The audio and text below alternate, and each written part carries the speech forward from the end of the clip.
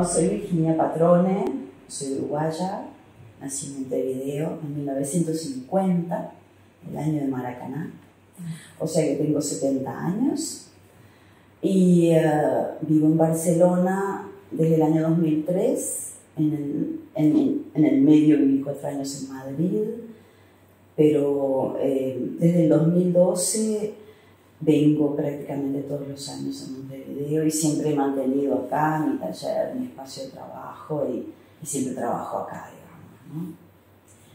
De manera que, bueno, yo soy, digamos, el tipo de persona que desde la más famosa tierna infancia me interesé por estar todo el día haciendo acuarelas, escuchando música, actuando por mi casa. Hice ballet desde los 7 a los 11 años en la Escuela Nacional de Danza. Ahí aprendí mucho y me impregné mucho de la cosa teatral, que tiene mucha importancia para mí. También el cine, por la circunstancia especial que ocurrió en mi vida, y es que el hermano menor de mi papá, David, tenía una empresa que traía las películas a Uruguay y con sus socios, se llamaba CUFE, y entonces mi padre me traía cine a mi casa. Vivíamos en un piso muy pequeño, pero era muy Bauhaus. Mi papá era un hombre que siempre le interesó mucho la arquitectura, estudió y trabajó en eso. Y bueno, en la pared de la habitación de mi casa yo veía cine. Papá traía el proyector y las películas, cuando no había televisión. Claro, yo demoré mucho, lo tomaba como algo muy natural, demoré mucho en darme cuenta hasta dónde esto ha influido muchísimo en lo que yo hago, ¿no? Las imágenes, la cosa se metía. Y bueno, y luego estudié arquitectura por esto de hay que hacer algo con los pies en la tierra. Una psicóloga pobre, cuando yo tenía 18 años me hizo un test, qué sé yo, y me dijo, bueno, tenés condiciones para esto, para aquello, que el arte, que la filosofía, pero te vas a volar mucho. Bueno, pero estudié arquitectura, que esto, que las matemáticas, que te va bien en un espacio, yo qué sé. Estudié arquitectura, no es que no me guste, pero me sentía metida en una cosa demasiado llena de reglas y además que tenía, digamos, desde el punto de vista creativo. Yo trabajé en el estudio de mis profesores, los hermanos Folgo, que eran excelentes arquitectos, y yo veía que, claro, que no tenían posibilidad de crear a un nivel más que cosas muy reglamentadas, pequeñas, sujetas a la economía, etc. Entonces, bueno, igual estudié muchos años, igual todo lo que estudié en la Facultad de Arquitectura me ha sido increíblemente útil, increíblemente no, lógicamente útil para mi trabajo en la pintura. Pero bueno, y estudié luego, cuando dije que ya está, que me voy a dedicar a pintar. Fue muy raro, en realidad lo que iba a hacer cuando tenía 29 años era terminar la carrera de arquitectura, que me faltaban unas cuantas materias. Eso lo prometí a mis maestros, a mis profesores, me fui de su estudio por eso y fallé, porque llegué a mi casa y me di cuenta de que tenía que dedicarme a pintar. Entonces fui 2 años con Pepe Montes a su taller, que tenía una escuela torresgarciana realmente muy buena, era un muy buen maestro.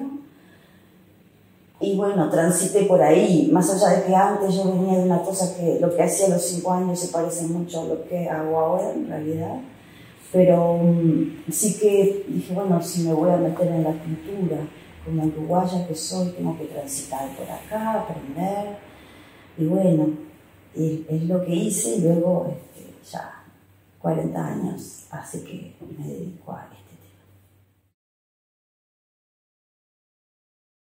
tema. Obviamente que lo agradezco muchísimo y que sin duda, incluso para mí, que también soy de 2 ciudades hoy por hoy, ya hace tiempo, creo que puede ser interesante también a nivel internacional, ¿no? un reconocimiento de este tipo, de manera que obviamente es sumamente importante.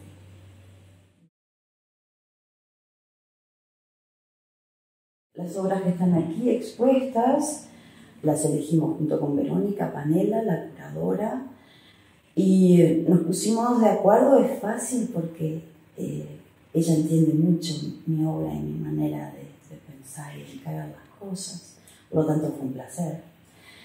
Y estuvimos de acuerdo en mostrar no una cosa en orden cronológico, no un recorrido en orden cronológico, sino ir como trabajo, como es mi trabajo, que yo voy como en un movimiento espiralado, pasando de nuevo por los temas y comparando en mi propio trabajo cómo veo tal cosa, la vi hace 10 años o 20 como la veo ahora, ¿no? Por lo tanto, aquí hay obras desde 1987, que es la más antigua, hasta obras absolutamente contemporáneas del año pasado, ¿no? Esto es, digamos, la forma en que yo pienso y me muevo, ¿no? Es muy flexible mi pensamiento, pero hago como una especie de vuelo de aire sobre los temas y voy más abajo y voy más arriba y los vuelvo a ver y los vuelvo a tomar. Siempre desde que decidí dedicarme a la pintura, tuve conciencia de que lo femenino era lo que yo quería poner en un plano protagónico en la obra. Conceptualmente, porque después de haber estudiado, obviamente, eso sí que estudié mucha historia del arte en la Facultad de Arquitectura, reconozco que en nuestra cultura visual occidental, en lo que para nosotros es la pintura, en el cuerpo más digamos, amplio, ¿no? Digamos, que desde el Renacimiento para acá, el pincel ha estado en manos masculinas fundamentalmente. Sí que ha habido mujeres pintoras, pero no las vemos, no las hemos visto tanto, muy poco. Y si bien además cuando yo decidí esto, había artistas contemporáneas o históricas, ¿no? Bueno, como Nancy Spero o Leonora Carrington, por nombrar solo dos, que me llamaban mucho y me decían, ven a hacer esto, ¿no? Ven a trabajar sobre esto. Y yo estaba totalmente en esa línea de pensamiento. Entonces, sí que la mujer aparece permanentemente en mi obra, con este deseo de decir cómo vemos las cosas desde el punto de vista nuestro, las mujeres, ¿no?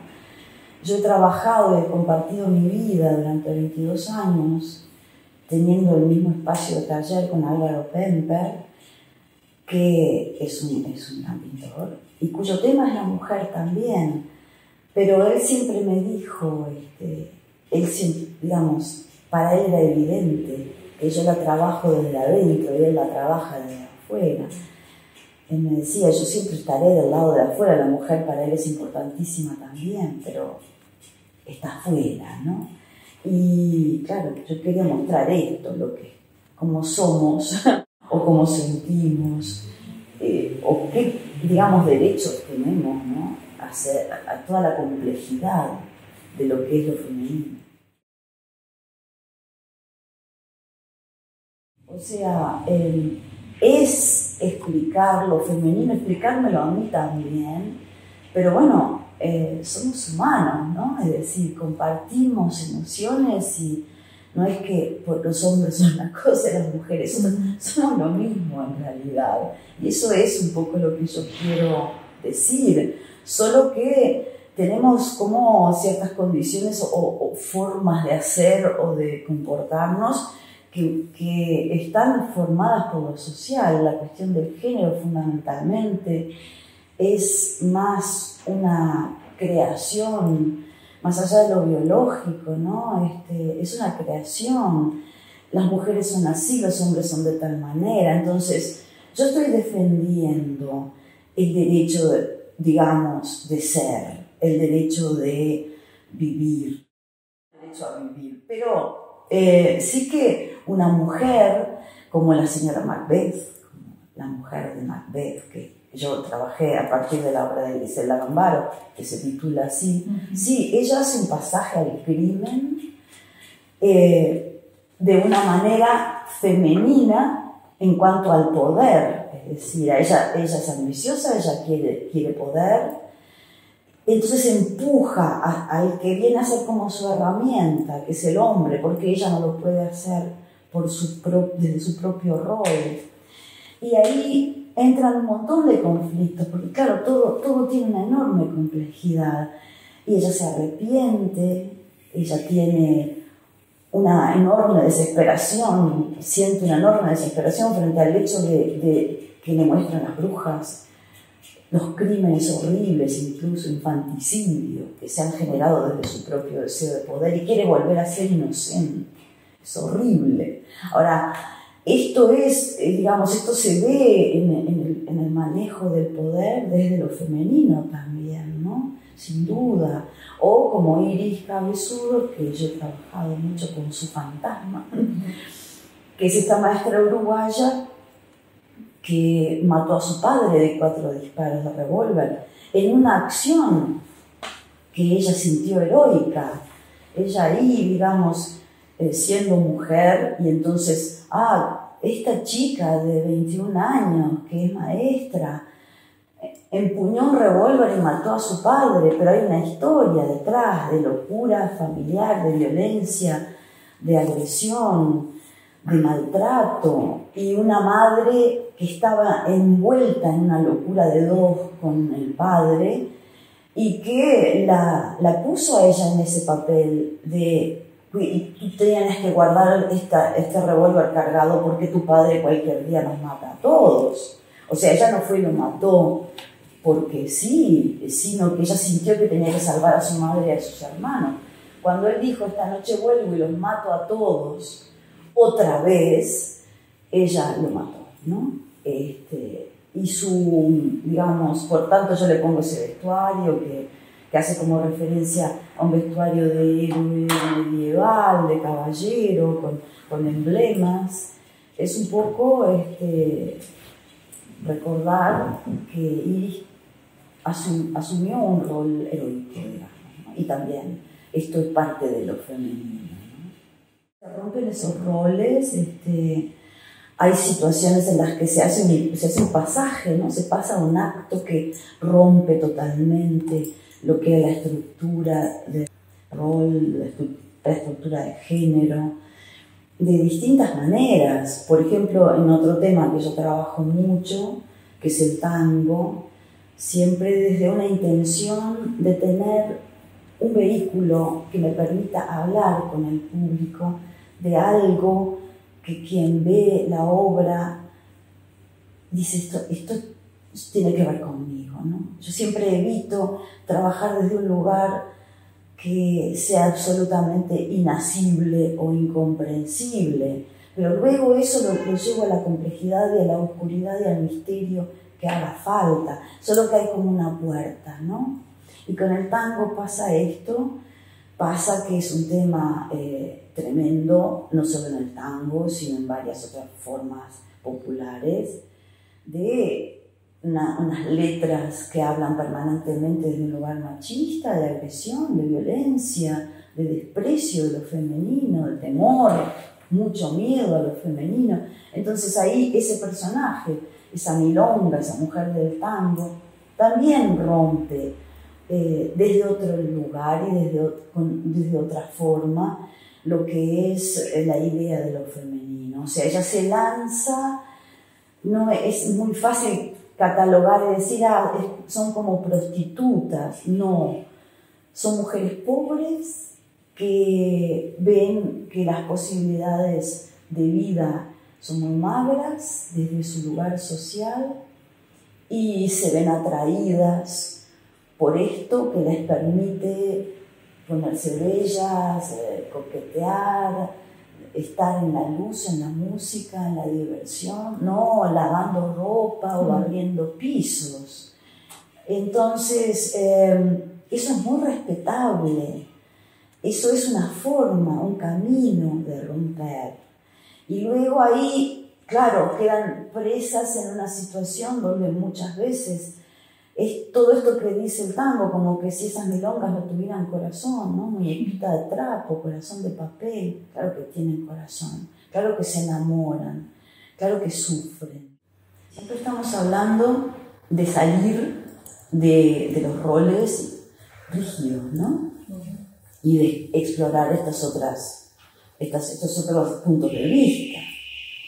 Fíjate que en el tango, yo trabajé sobre el tango en el 97 y volví a trabajar 20 años después, en este vuelo, porque siempre está todo rondando. Hay 3 roles, 3, no hay más. En la milonga maldita, hechicera, que embruja, que seduce,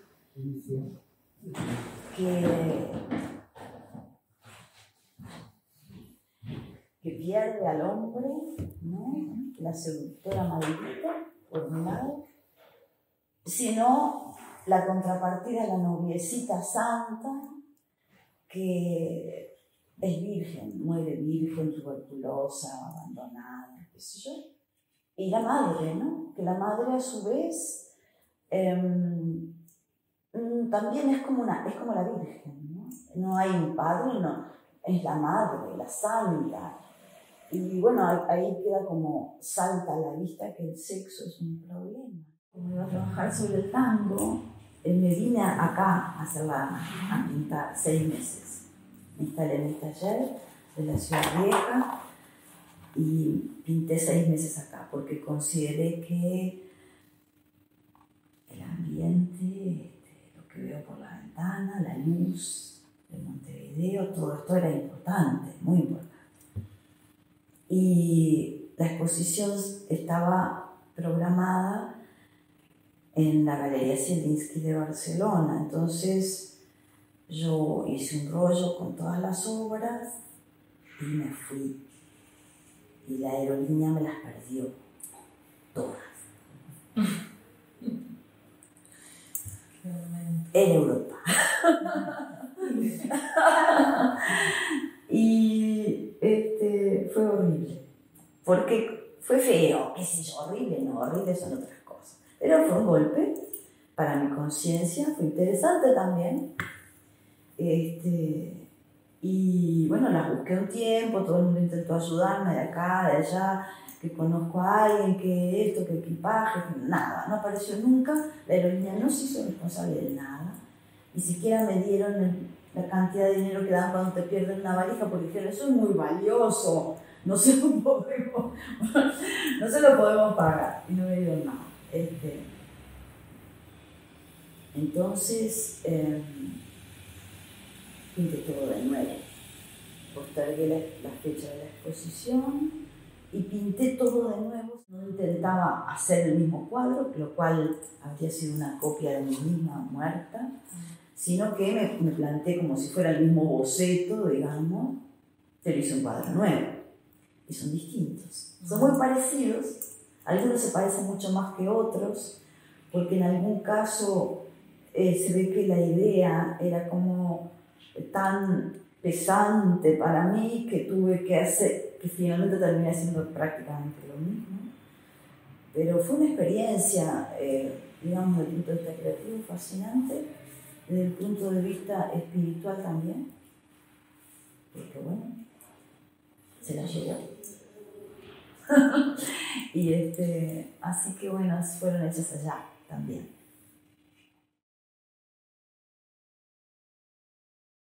El tríptico que está detrás mío estaba un poco dañado porque había entrado agua donde estaba y la parte de abajo de las 3 obras estaba un poquito dañada.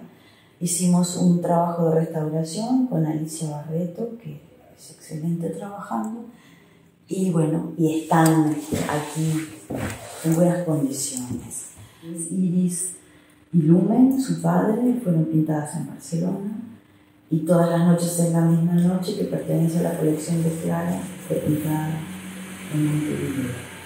Yo veo en mi propia obra que hay una sutil diferencia de color y de luz si pinto allá o si pinto acá. Para mí es sutil, no es que diga, esto obviamente lo pinté allá, no, incluso, por ejemplo, Claustro, que es una de las obras de la mujer encerrada, fue pintada acá en el año 96, pero las otras dos que están colgadas en la otra sala, que son del 2004, fueron pintadas en Barcelona. Y en realidad yo veo la diferencia de luz y de color, pero creo que es sutil.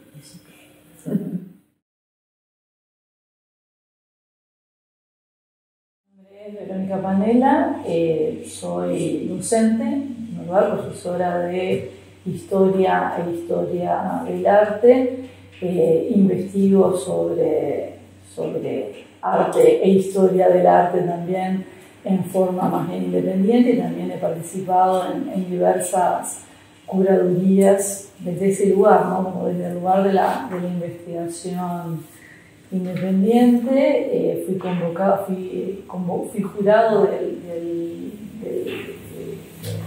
del premio y convocada para ser curadora de la exposición, lo que para mí fue una gran alegría porque la obra de Virginia me ha marcado profundamente desde mi adolescencia. De alguna forma era como una referencia visual que yo tenía sin saber demasiado de pronto quién era ella en el momento que lo veía, ¿no? Diálogos en el Museo Zorrilla, y ir derecho así a la obra en la que ella dialogaba justamente con Petrona, y aparecían sus tías, las hermanas de mi tía Carmelita, la violinista.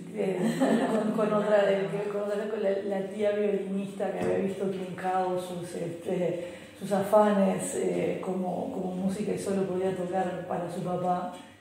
Recuerdo de estar preparando mi trabajo final para Historia del Arte en el Instituto de Profesores sobre Petrona Viera, y fui a la biblioteca del Palacio a estudiar a Petrona, pero me hicieron pasar por el túnel de donde van los legisladores en ese momento, y de ver la obra de Virginia, estar mirando un montón de obras nacionales, y que como que me llevara como un imán hacia la obra de Virginia.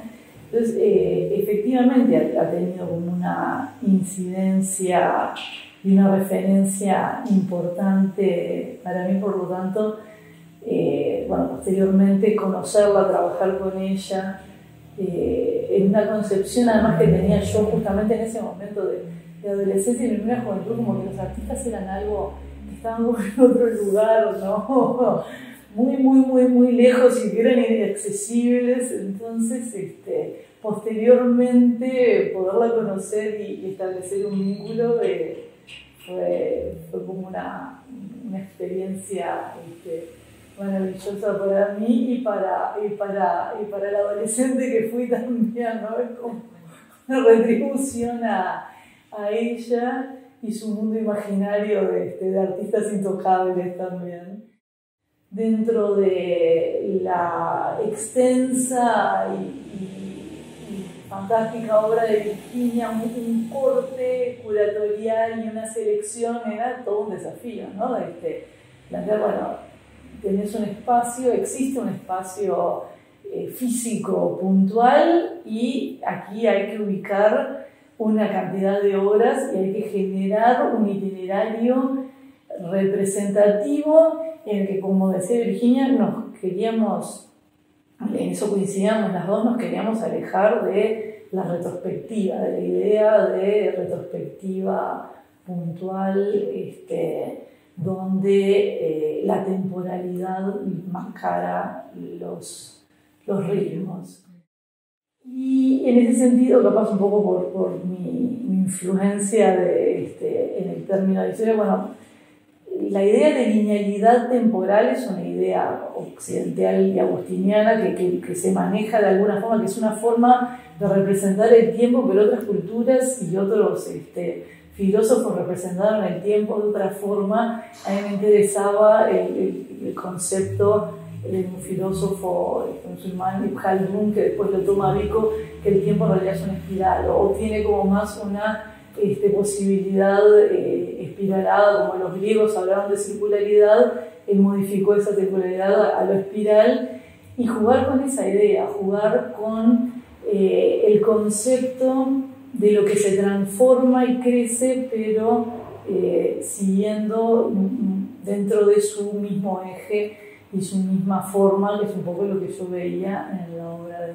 Virginia.